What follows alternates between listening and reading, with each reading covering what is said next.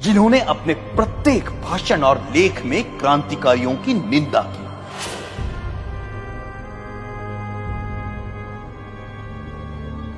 जब गांधी जी के प्रचंड विरोध के बावजूद भी मार्च 1931 के वार्षिक अधिवेशन में कांग्रेस ने भगत सिंह के साहस की प्रशंसा में प्रस्ताव पारित किया, तब गांधी जी अपनी इस पराजय को नहीं भूले और कुछ महीने भीतर जब मुंबई के गवर्नर पर गोली चली तो गांधी जी ने उसका कारण भगत सिंह की प्रशंसा में पारित इस प्रस्ताव को ही बताया।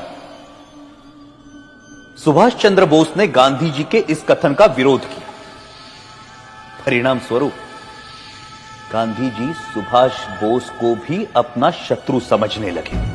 Our struggle is no doubt a non-violent struggle, but even a non-violent struggle demands an army, an organization, and a machinery.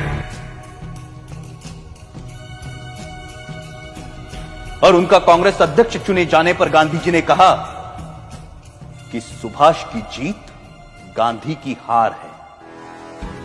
जब तक उन्हें कांग्रेस अध्यक्ष की गद्दी से नहीं उतारा गया तब तक उनका क्रोध शांत नहीं हुआ। जो लोग कहते हैं कि मात्र गांधी जी के परिश्रम से हमें आजादी मिली, वो एक झूठा इतिहास लिखना चाहते हैं।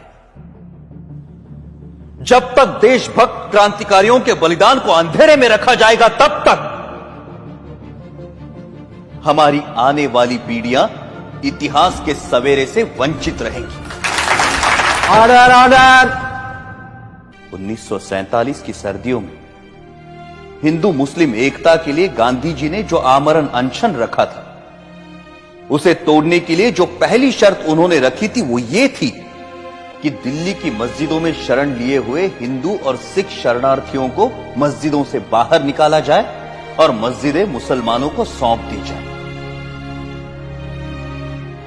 सरकार गांधी के अनशन के सामने घुटने टेकने पर मजबूर हुई और जिस दिन गांधी जी ने अनशन तोड़ा उस दिन वर्षा भी हो रही थी।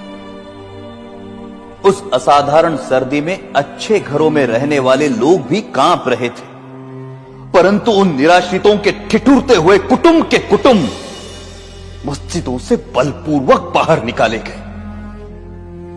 जिस दिन यह घटना घटी संयोगवश मैं दिल्ली में ही था। मैंने अपनी आंखों से गांधी जी की जिद को पूरा होते हुए देखा।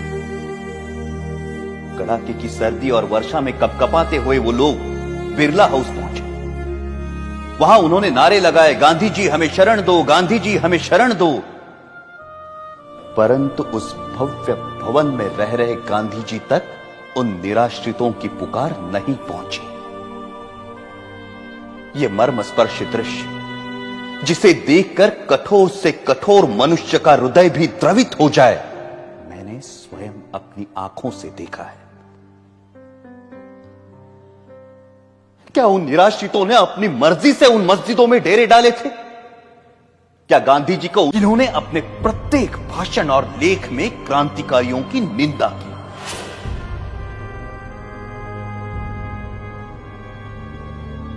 जब गांधी जी के प्रचंड विरोध के बावजूद भी मार्च 1931 के वार्षिक अधिवेशन में कांग्रेस ने भगत सिंह के साहस की प्रशंसा में प्रस्ताव पारित किया, तब गांधी जी अपनी इस पराजय को नहीं भूले और कुछ महीने भीतर जब मुंबई के गवर्नर पर गोली चली तो गांधी जी ने उसका कारण भगत सिंह की प्रशंसा में पारित इस प्रस्ताव को ही बताया।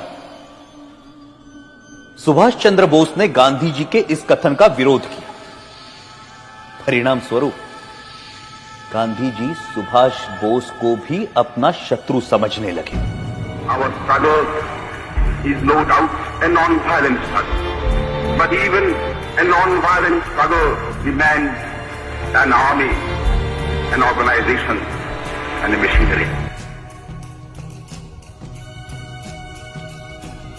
और उनका कांग्रेस अध्यक्ष चुने जाने पर गांधी जी ने कहा कि सुभाष की जीत गांधी की हार है। जब तक उन्हें कांग्रेस अध्यक्ष की गद्दी से नहीं उतारा गया तब तक उनका क्रोध शांत नहीं हुआ।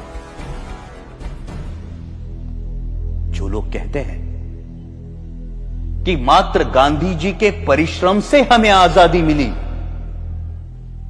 वो एक झूठा इतिहास लिखना चाहते हैं। जब तक देशभक्त क्रांतिकारियों के बलिदान को अंधेरे में रखा जाएगा, तब तक हमारी आने वाली पीढ़ियां इतिहास के सवेरे से वंचित रहेंगी। Order order.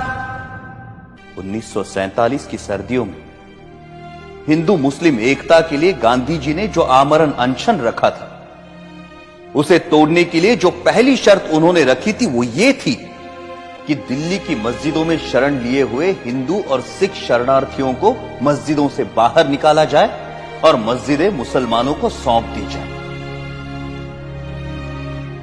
सरकार गांधी के अनशन के सामने घुटने टेकने पर मजबूर हुई और जिस दिन गांधी जी ने अनशन तोड़ा, उस दिन वर्षा भी हो रही थी।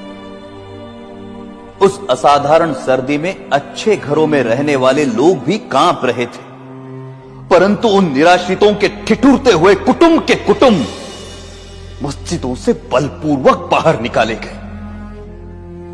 जिस दिन यह घटना घटी, संयोगवश मैं दिल्ली में ही था और मैंने अपनी आंखों से गांधी जी की जिद को पूरा होते हुए देखा।